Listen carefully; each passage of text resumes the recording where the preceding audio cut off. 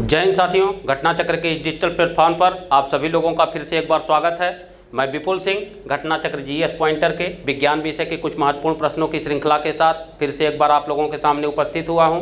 चलिए वीडियो की शुरुआत करते हैं।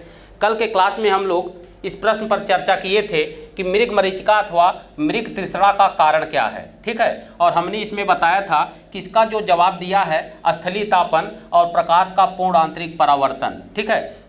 तो ये बिल्कुल सही था, ठीक है।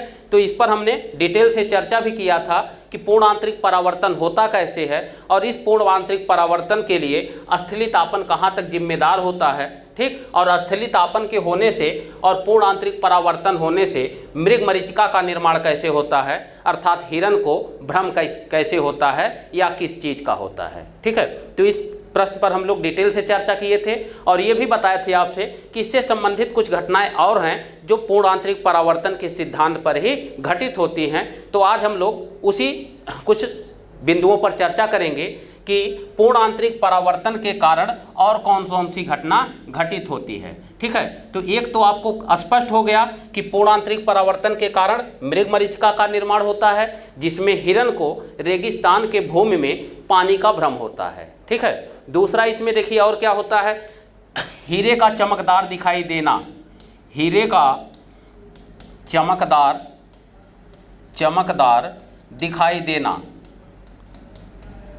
दिखाई देना। तो यहाँ ये भी ध्यान रखिएगा कि हीरे की चमकदार दिखाई देने का कारण अगर पूछे कि किस कारण से हीरा हमें चमकदार दिखाई देता है, तो इसका भी उत्तर क्या लगाएंगे, प्रकाश का पूर्ण आंतरिक परावर्तन, ठीक है। तो प्रकाश के पूर्ण आंतरिक परावर्तन के कारण ही हीरा हमें चमकदार दिखाई देता है, ठीक। इसी प्रकार से दो हमारे यंत्र हैं, एक है ऑप्टिकल फाइबर और दूसरा है एंडोस्कोपी।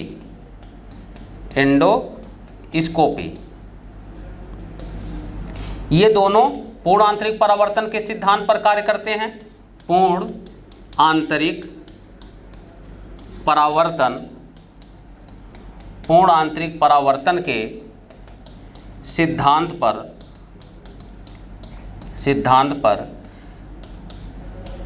कार्य करते हैं, ठीक। तो ये भी आपसे पूछा जाएगा कि ऑप्टिकल फाइबर और एंडोस्कोपी किस सिद्धांत पर कार्य करते हैं, तो पूर्ण आंतरिक परावर्तन के सिद्धांत पर ही कार्य करते हैं, ठीक है। तीसरी घटना इसमें क्या होती है, अगर हम अगले घटना की बात करें तो इसी के कारण जल से आंशिक रूप से भरा हुआ कांच की परख नली जल में डुबोने पर हमें चमकदार दिखाई देता है, ठीक। तो ये ध्यान रखिएगा कि अगर हम पानी से आंशिक रूप से भरा हुआ कोई परख नली ले लें, यहाँ तक इसमें पानी हम भर दें, ठीक। ये इसमें जल भरा हुआ है और जब हम इसमें किसी बीकर में जिसमें यहाँ तक पानी भरा हुआ हो, जब हम इसमें इसको डुबोते हैं तो यह भाग इसका जिसमें पानी भरा हुआ है वो उतना भाग हमें चमकदार दिखाई देता है। इसका भी कारण क्या है, तो इसका भी कारण प्रकाश का पूर्ण आंतरिक परावर्तन ही होता है, ठीक है।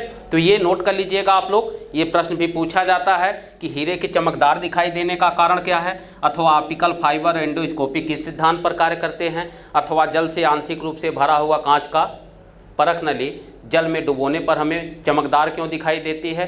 तो इन सब घटनाओं का कारण क्या है, प्रकाश का पूर्ण आंतरिक परावर्तन है, ठीक है।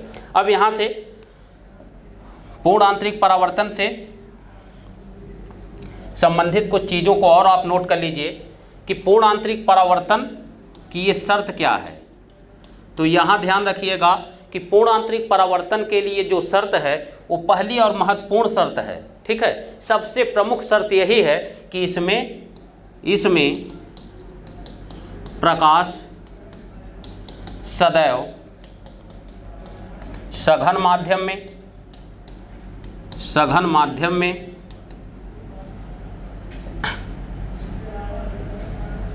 सघन माध्यम में अवस्थित होना चाहिए, अवस्थित होना चाहिए। ठीक, अर्थात इसे अगर हम दूसरे शब्द में कहें तो ये कहा जा सकता है कि प्रकाश को सघन माध्यम से, सघन माध्यम से विरल माध्यम में, विरल माध्यम में प्रवेश करना चाहिए, प्रवेश करना चाहिए।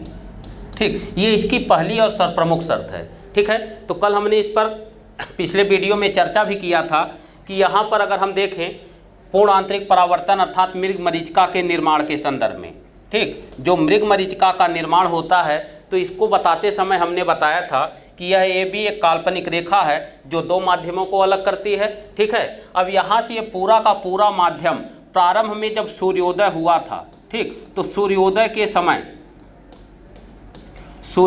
समय ये पूरा माध्यम सघन या विरल एक ही माध्यम रहा होगा। ठीक है, लेकिन जैसे जैसे सूर्य का तापमान पहुंचा इसके कारण स्थलीय तापन में वृद्धि हुई, स्थलीय तापन में वृद्धि हुआ। ठीक, और स्थलीय तापन के वृद्धि के स्वरूप यहाँ का जो वायुमंडल था ये पूरा का पूरा वायुमंडल संवहन धाराओं के रूप में ऊपर चला गया। तो जब यहाँ से वायुमंडल हमारा गायब हो गया तो ये माध्यम विरल हो जाता है और यहाँ का वायुमंडल भी ऊपर जाने के कारण यह माध्यम हमारा सघन हो जाता है। तो यहाँ से देखिए कि प्रकाश हमेशा सघन माध्यम से ही विरल माध्यम में प्रवेश कर रहा है। ठीक, अर्थात प्रकाश स्रोत जो है ये सघन माध्यम में अवस्थित रहता है और सघन माध्यम से विरल माध्यम में प्रवेश करेगा तभी ये पूर्ण आंतरिक परावर्तन की घटना होगी, अथवा ये क्या हो जाएगा, ये अपवर्तन की घटना हो जाएगी। जैसे अगर हम ये कहें कि इस माध्यम को हम सघन के स्थान पर विरल बना दें, ये हमारा विरल माध्यम हो जाए। ठीक, तो अगर ये विरल हो जाएगा और ये सघन हो जाएगा, ठीक, तो इसे हम समझते हैं इस शर्त को। अगर यहाँ से विरल माध्यम से प्रकाश प्रवेश करती है तो ये अभिलंब रेखा है, दोनों माध्यमों को अलग करने वाली अभिलंब रेखा। तो अभिलंब रेखा से जब ये विरल से सघन में प्रवेश करती है तो अभिलंब की ओर झुकते हुए आती है। ठीक, वास्तव में तो इसको ऐसे सीधे निकल जाना चाहिए, लेकिन जैसे ही यह सघन माध्यम में प्रवेश करता है तो अभिलंब की तरफ झुकते हुए आने लगता है और इसके कारण अपवर्तन की घटना ही घटित होगी, पूर्ण आंतरिक परावर्तन नहीं हो सकता। क्योंकि पूर्ण आंतरिक परावर्तन में हमने आपको बताया था कि जब यह विचलन 90 डिग्री से अधिक होता है तो पूरा का पूरा प्रकाश उसी माध्यम में वापस लौट जाता है। ठीक है, तो पूरा प्रकाश तभी लौटेगा जब यह इस काल्पनिक रेखा के समानांतर एकदम 90 डिग्री से अधिक कोण पर इसका विचलन हो जाए। और ऐसी स्थिति में अगर ये माध्यम हमारा सघन होगा तो सघन माध्यम में से विरल माध्यम में अगर आएगा तभी ये घटना घटित हो सकती है, अन्यथा नहीं होगा। ठीक, तो ये इसकी प्रमुख शर्त है। दूसरी शर्त ये भी ध्यान रखिएगा कि जहाँ से पूर्ण आंतरिक परावर्तन की घटना होगी, अर्थात यह बिंदु जहाँ से यह प्रकाश विचलित होते हुए अपने माध्यम में प्रवेश करती है, पूरा का पूरा परावर्तित होती है, वह स्थान क्या होगा, वह स्थान हमें चमकदार दिखाई देता है, चमकदार दिखाई देता है। ठीक, दिखाई देता है। ठीक, ये इसकी दूसरी शर्त है। तो ये दोनों शर्त भी याद रखिएगा। ठीक है, तीसरी चीज़ इसमें एक विशेषता के रूप में याद रखिएगा कि पूर्ण आंतरिक परावर्तन में प्रकाश किरणों का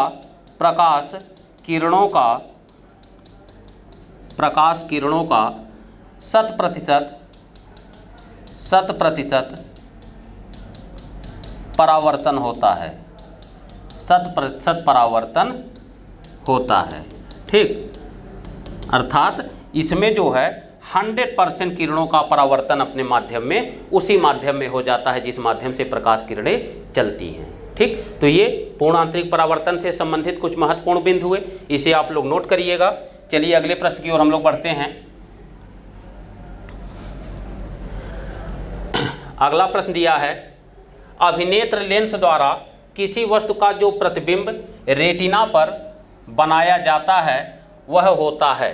ठीक। तो इस पर भी हम लोग चर्चा कर दिए थे कि हमारे नेत्र पर, ठीक, नेत्र का मतलब ये जो हमारी रेटिना होती है, ठीक है, रेटिना पर जो प्रतिबिंब बनता है वो किस प्रकार का होता है। तो यहाँ उत्तर भी दिया गया है, उल्टा और वास्तविक होता है, ठीक है।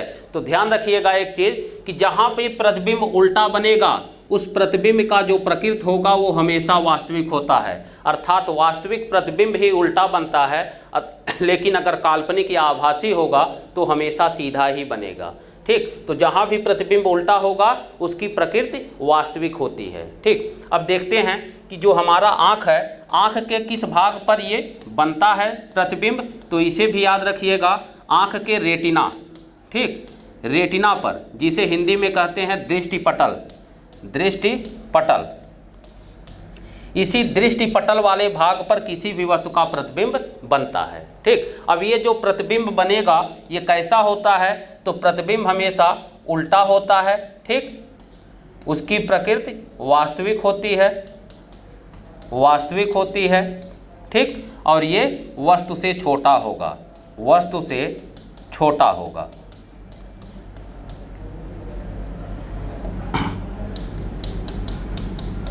ठीक। तो छोटा प्रतिबिंब बनता है, वास्तविक बनता है, लेकिन उल्टा बनता है, ठीक है। ये इतने प्रश्न याद रखिएगा, यहाँ केवल उल्टा और वास्तविक दिया है। हो सकता है आकार अगर पूछ ले कि प्रतिबिंब का आकार कैसा होगा, तो प्रतिबिंब का आकार वस्तु से छोटा होगा, ठीक है।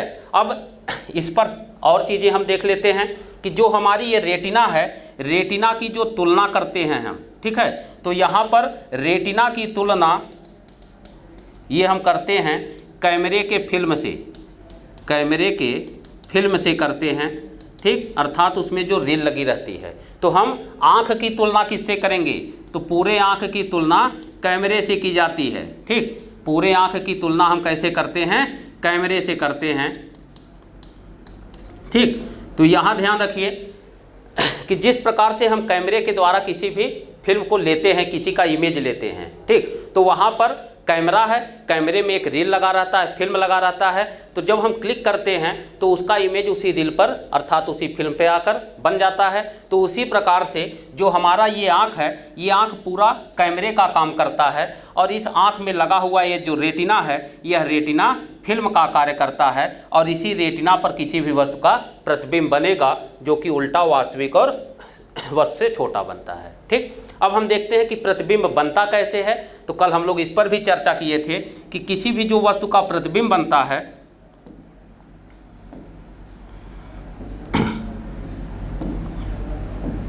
आँख की रेटिना पर जो प्रतिबिंब बनता है, तो प्रतिबिंब हमेशा ध्यान रखिएगा परावर्तन के सिद्धांत पर कार्य करता है, परावर्तन के कारण बनता है, ठीक। ये भी याद रखिएगा किस कारण बनेगा, तो परावर्तन के कारण बनता है, ठीक, परावर्तन के कारण बनेगा।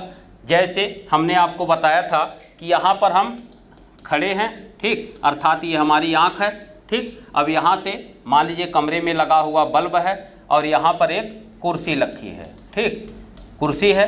तो जब कमरे में अंधेरा रहता है तो ये कुर्सी हमको नहीं दिखाई देती, लेकिन जैसे हम बल्ब को ऑन करते हैं उससे प्रकाश किरणें फैल जाती हैं कमरे में और कुर्सी हमें दिखाई देती है। तो कुर्सी का दिखाई देना ये प्रकाश के परावर्तन के कारण होता है, ठीक है। जैसे यहाँ से देखिए कि यहाँ से बल्ब से प्रकाश किरण आपतित हुआ, ठीक, ये आपतित होगा,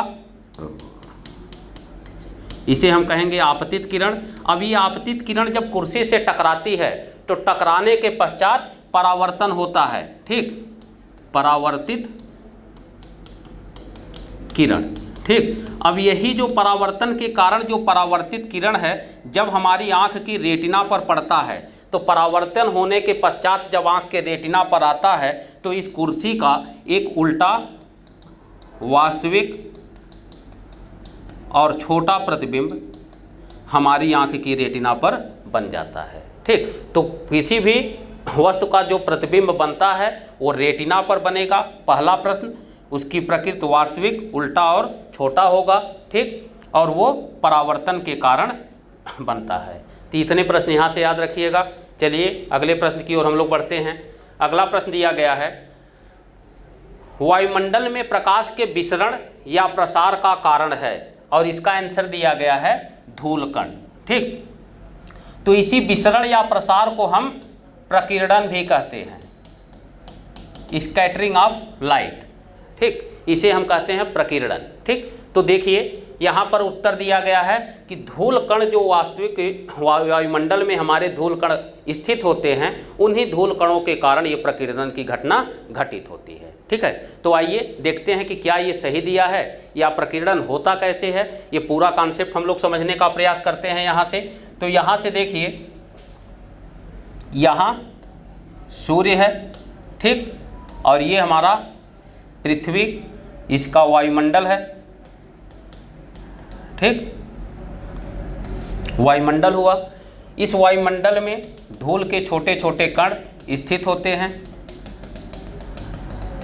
ठीक है, अब यहाँ से प्रकाश जब यहाँ सूर्य से चलती है और पृथ्वी के वायुमंडल में प्रवेश करती है, तो वायुमंडल में प्रवेश के पश्चात धूल के कणों से ये टकराती रहती है, और धूल के कणों से टकराने के कारण ये जो प्रकाश है, हम ये जानते हैं कि वास्तव में ये श्वेत रंग का प्रकाश है। ठीक, श्वेत रंग क्यों है? क्योंकि सातों रंगों का सम्मिलित प्रभाव है। 7 रंग के प्रकाश किरण का एक पुंज है। ठीक, ये एक प्रकार प्रकाश किरण का पुंज है जिसमें 7 रंग के प्रकाश हैं। अब ये सातों रंग के प्रकाश जब एक साथ सूर्य से निकलेंगे तो इसका रंग हमेशा श्वेत अर्थात सफ़ेद दिखाई देता है। लेकिन जैसे ही ये हमारे वायुमंडल में प्रवेश करेंगे और धूल कणों से टकराएंगे, तो धूल कणों से टकराने के कारण ये फैल जाते हैं। इसी फैलने की घटना को हम कहते हैं प्रकीर्णन, या इसी को हम कहते हैं विसरण। ठीक, तो ये विसरण या प्रकीर्णन का कारण क्या हुआ? तो वायुमंडल में उपस्थित धूल के कण हैं, अर्थात अगर ये वायुमंडल न होता तो धूल के कण न होते, और धूल के कण न होते तो ये प्रकाश उससे प्रकाश किरणें को टकराहट न होता, और न टकराहट होता तो ये आपस में फैल न जाते। ठीक है, तो यहाँ पर फैलने या प्रकीर्णन का मुख्य कारण क्या हुआ? धूल का कण हुआ। ठीक है, अब यहाँ से हम देखते हैं कि ये जो प्रकीर्णन या विसरण है, ये निर्भर किस पर करेगा? ठीक है, तो ये निर्भर करता है, ये जो निर्भर करेगा, ये प्रकाश किरणों के तरंगदैर्घ्य पर निर्भर करता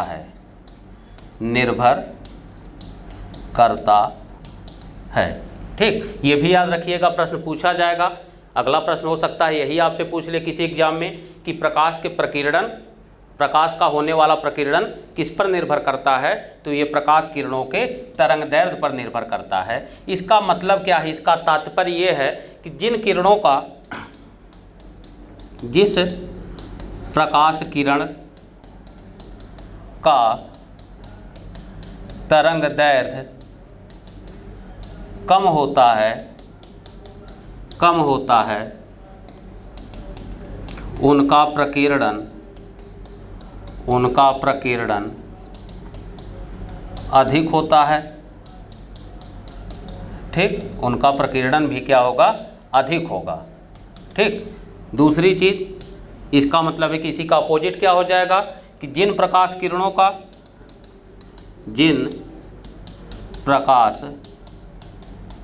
का तरंगदैर्घ्य अधिक होता है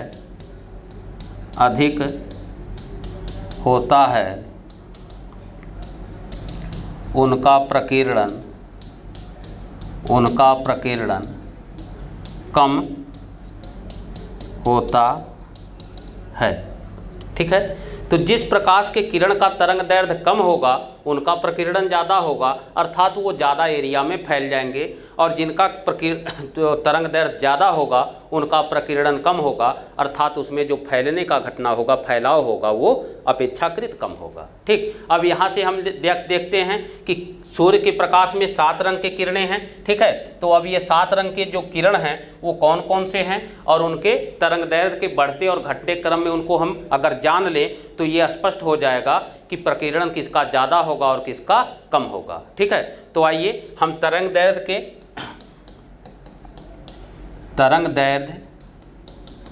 का आरोही और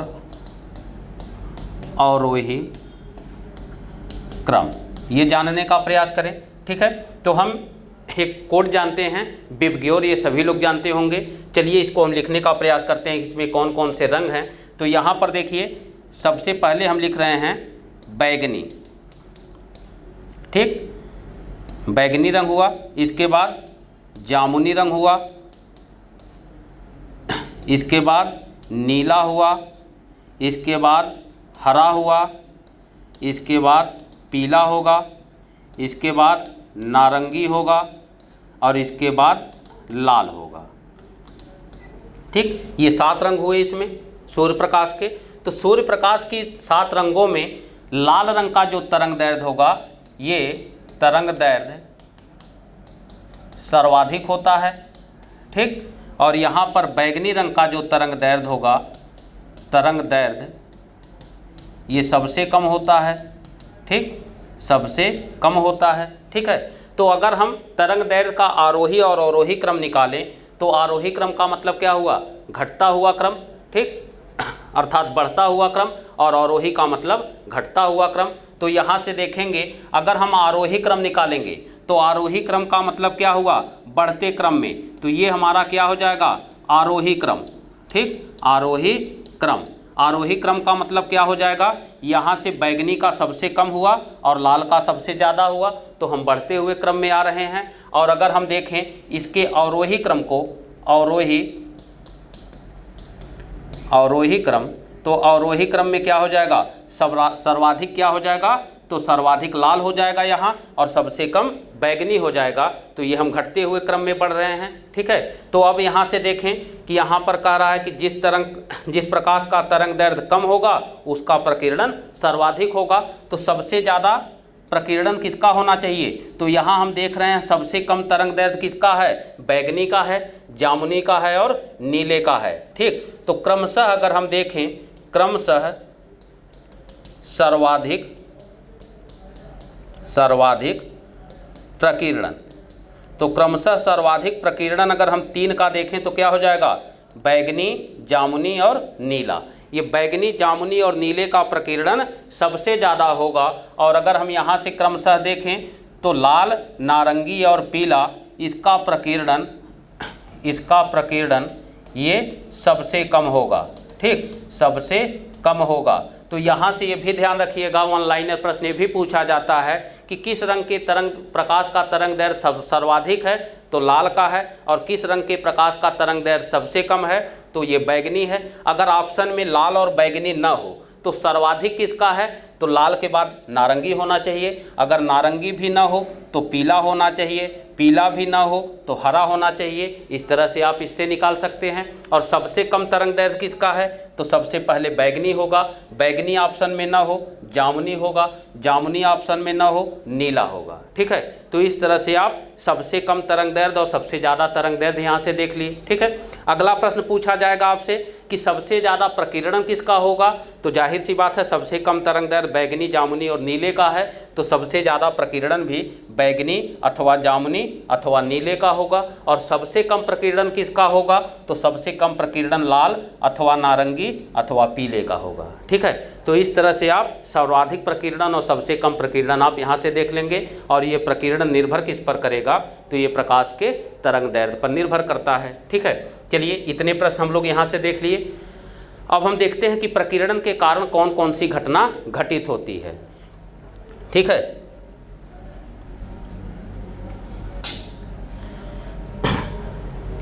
तो आइए प्रकीर्णन के कारण घटने वाली घटनाएं, प्रकीर्णन के कारण घटने वाली घटनाएं।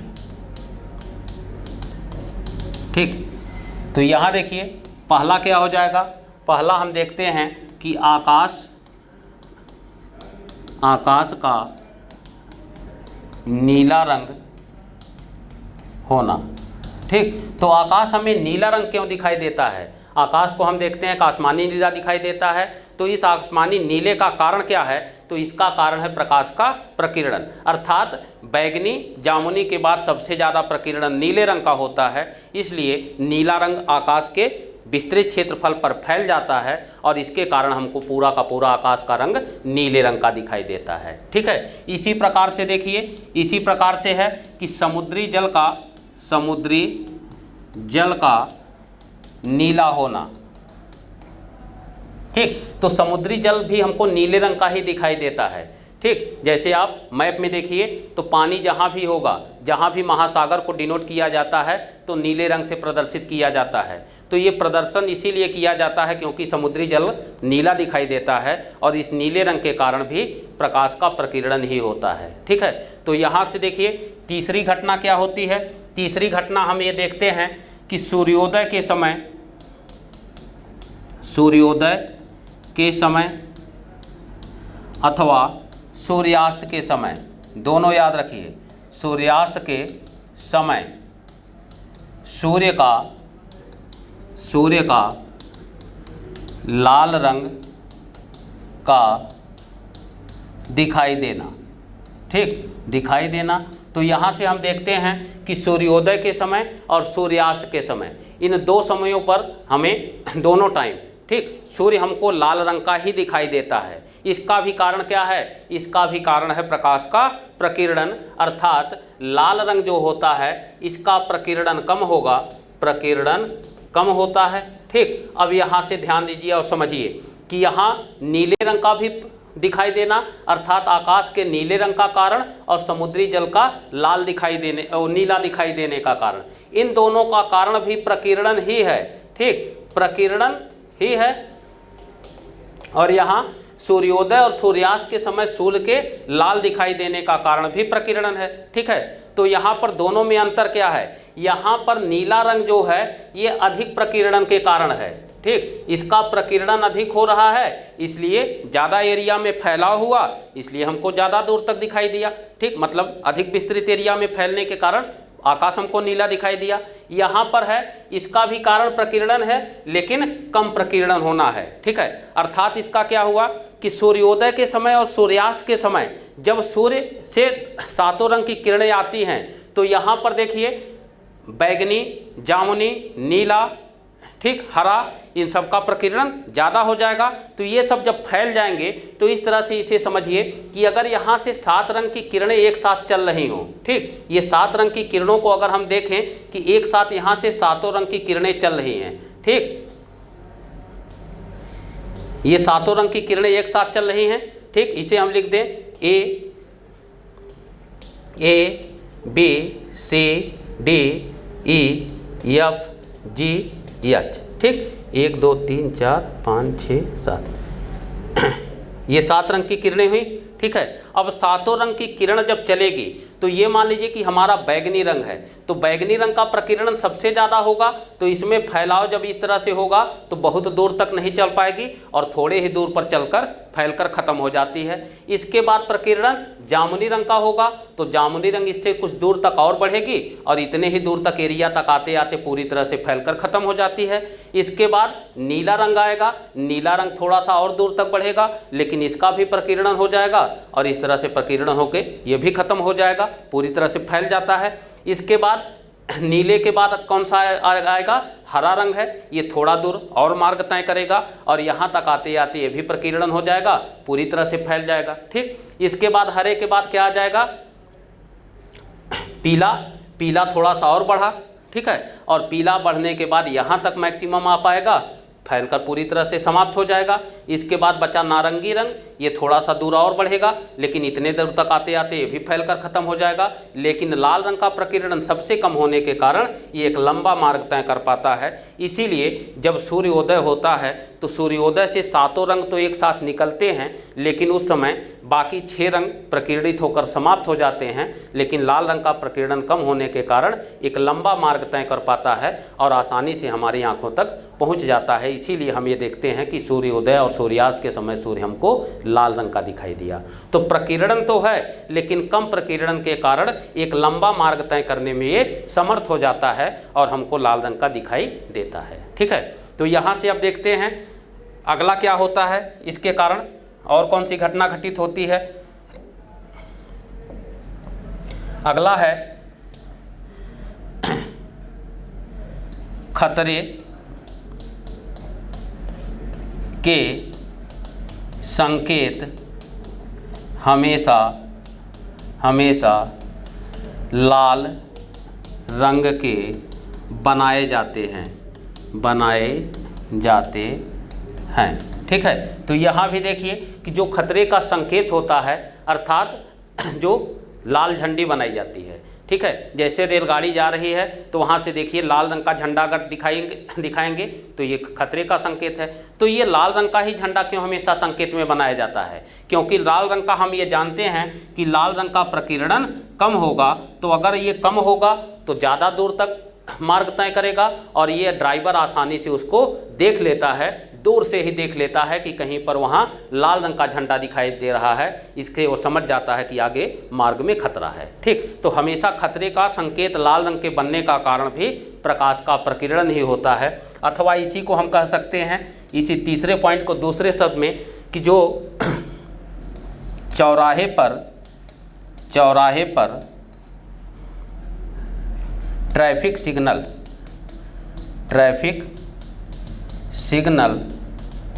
बनाया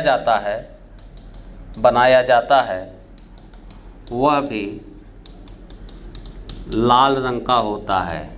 ठीक, तो यह भी देखिए ट्रैफिक सिग्नल लाल रंग का होता है। ठीक है, तो यहाँ से लाल रंग हमको दूर से दिखाई देता है क्योंकि उसका प्रकीर्णन कम हुआ, और प्रकीर्णन कम होगा तो दूर से हम देख लेते हैं और आसानी से समझ जाते हैं कि यहाँ पर ट्रैफिक सिग्नल लाल रंग हो चुका है और हमको गाड़ी रोक लेनी चाहिए। ठीक, तो इस तरह से देखिए पांचवा अगर हम देखें, जो क्रिकेट का गेंद होता है, ठीक, क्रिकेट का गेंद ये प्रायः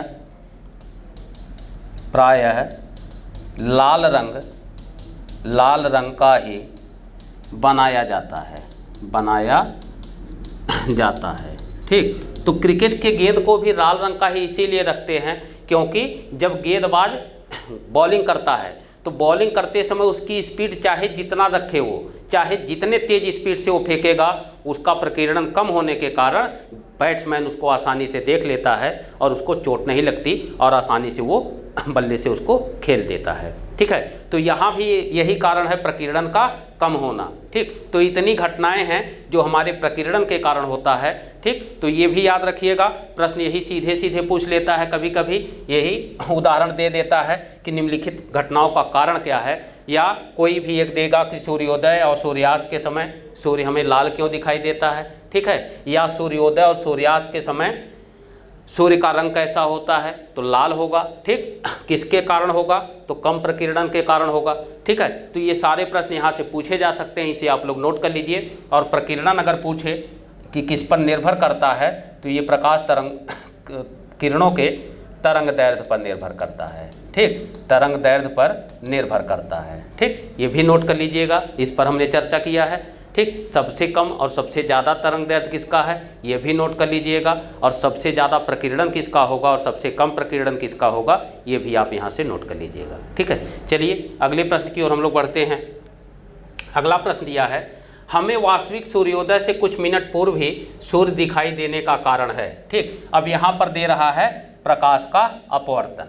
ठीक, तो यहाँ पर देखिए अपवर्तन के कारण क्या होता है कि सूर्योदय से कुछ मिनट पूर्व ही हमें सूर्य दिखाई देता है, अर्थात जिस स्थान से सूर्योदय होता है वहाँ पर हम देखते हैं कि सूर्योदय के पहले ही ये पूरा एरिया लाल हो जाता है। ठीक, तो इस लालिमा का कारण क्या है, तो ये प्रकाश का अपवर्तन होता है, अर्थात अपवर्तन के कारण ही हमें सूर्योदय से कुछ समय पहले और सूर्यास्त के कुछ समय बाद तक, ठीक है, यहाँ ये भी दे सकता है कि सूर्यास्त के कुछ मिनट बाद तक सूर्य के दिखाई देना, तो सूर्योदय से पहले अथवा सूर्यास्त के बाद तक सूर्य के दिखाई देने का कारण क्या है, तो ये अपवर्तन है। ठीक, और अपवर्तन क्या होता है, तो इस पर पिछले वीडियो में हम लोग चर्चा कर लिए थे कि जब प्रकाश किरण एक माध्यम से दूसरे माध्यम से, इसकी अगर हम परिभाषा बताएं और इस पर हम लोग चर्चा भी कर लिए थे। ठीक है, देखिए क्या होता है अपवर्तन, कि जब प्रकाश किरण एक माध्यम से दूसरे माध्यम में प्रवेश करता है तो अपने वास्तविक मार्ग से कुछ विचलित हो जाता है। इसी विचलन को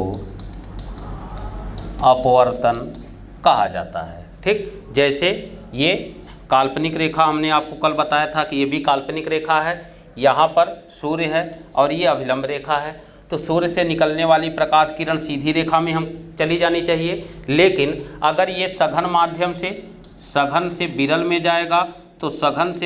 जाएगा तो क्या होगा, सघन से विरल में जाएगा तो इसका मार्ग इस तरह से हो जाएगा कि यहाँ से अपने अभिलंब रेखा से विचलित होकर ये क्या हो जाएगा, अभिलंब से दूर चला जाता है, अभिलंब से दूर हट जाता है।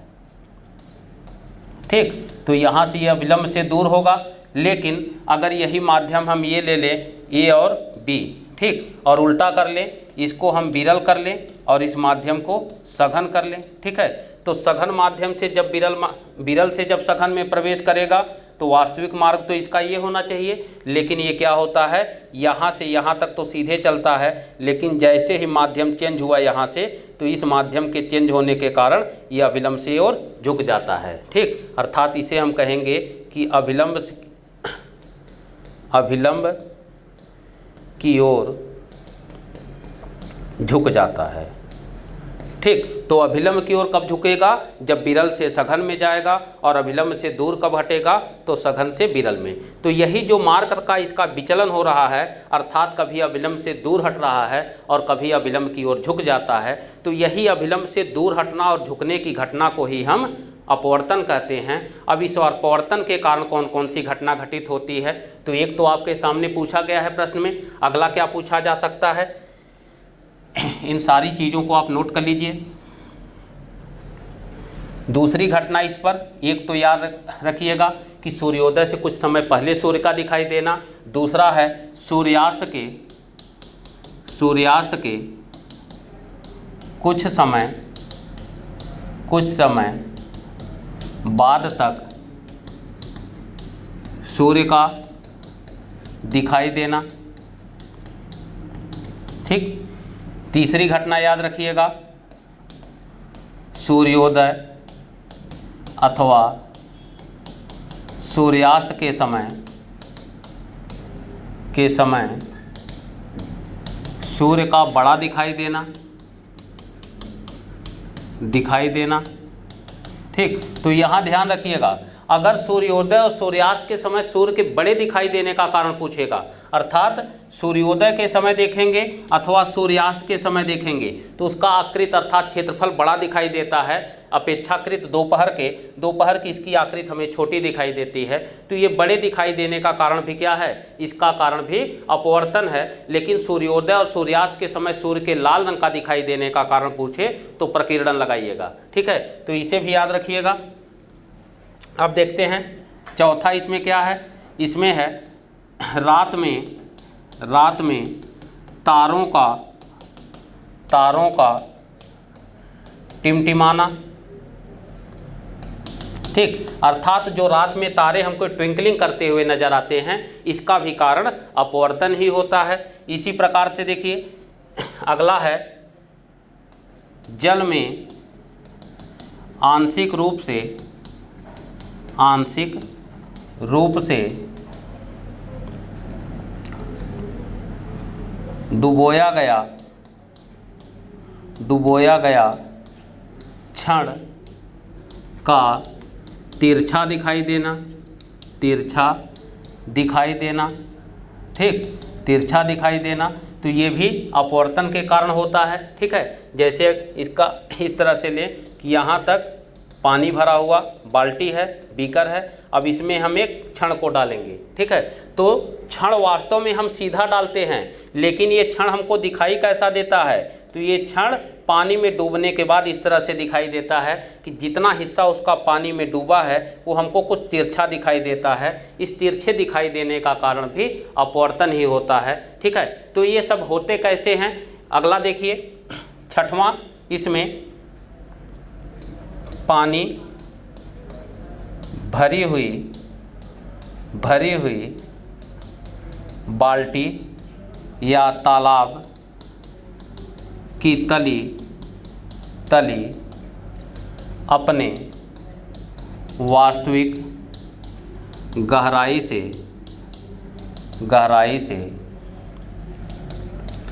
कम गहरा दिखाई देता है। ठीक, इसका भी कारण यही है। ठीक है, कहने का तात्पर्य है कि अगर हम किसी बाल्टी को लेते हैं या कोई तालाब है जिसकी वास्तविक गहराई अगर हम देखें तो उसकी वास्तविक गहराई ये मान लें कि 5 फीट है। ठीक, 5 फीट की है, लेकिन जब हम इसमें यहाँ तक पानी को भर देते हैं तो पानी के भरने के बाद ये वास्तविक तली इसकी यहाँ पर दिखाई देती है। तो ये कम गहरा क्यों होता है, तो इसका भी कारण क्या है, इसका भी कारण प्रकाश का अपवर्तन ही होता है। ठीक, इसी प्रकार से जल में डूबा हुआ सिक्का या मछली अपने वास्तविक गहराई से कुछ ऊपर दिखाई देता है। इसका भी कारण क्या है, इसका भी कारण प्रकाश का अपवर्तन होता है। ठीक, तो ये याद रखिएगा, कुछ उदाहरण है अपवर्तन से संबंधित जो एग्जाम में पूछे जाते हैं बार बार। ठीक है, अब ये होता कैसे है, तो हमने आपको बताया था कि जब प्रकाश एक माध्यम से दूसरे माध्यम में प्रवेश करेगा तो अपने मार्ग से विचलित होगा। तो यहाँ पर देखें, इसी का उदाहरण देकर हम आपको समझाते हैं कि ये माध्यम जहाँ तक पानी भरा है तो ये पानी भरने के कारण ये सघन माध्यम हो जाएगा, जबकि इसके ऊपर ये वायुमंडल है, अर्थात ये विरल माध्यम होगा। ठीक, तो जब प्रकाश विरल माध्यम से सघन माध्यम में प्रवेश करेगा तो अभिलंब की ओर झुक जाता है, और अभिलंब की ओर झुकने के कारण ही बाल्टी अपने वास्तविक तली से कुछ ऊपर हो जाता है। और अगर बाल्टी ऊपर होगा तो इस पर रखा गया सिक्का भी जो तली में डूबा था ये भी वास्तविक गहराई से ऊपर दिखाई देता है। ठीक, तो ये सारी घटनाएं, इसी प्रकार से रात में तारों का टिमटिमाना, तो यहाँ भी हम जानते हैं कि जो पृथ्वी का वायुमंडल है ये कुल 5 परतों में है। ठीक, जिसे हम जानते हैं क्षोभ मंडल, समताप मंडल, ठीक, मध्य मंडल। ठीक, तो इस तरह से 5 परतें हैं, तो कोई सघन है तो कोई विरल है। ठीक है, तो सघन और विरल होने के कारण ये कभी अभिलंब से झुकेगी तो कभी अभिलंब से दूर हटेगी, कभी झुकेगी कभी दूर हटेगी। तो इस तरह से बार बार विचलन होने के कारण ऐसा लगता है कि तारे टिमटिमाते हैं। ठीक है, तो ये सारी घटनाओं का कारण अपवर्तन है, नोट कर लीजिएगा। ठीक है, तो आज के क्लास में इतना ही। ठीक, वीडियो अच्छा लगा हो लाइक करिएगा, शेयर करिएगा और सब्सक्राइब करना मत भूलिएगा। ठीक है, मिलते हैं कल के वीडियो में फिर से। जय हिंद।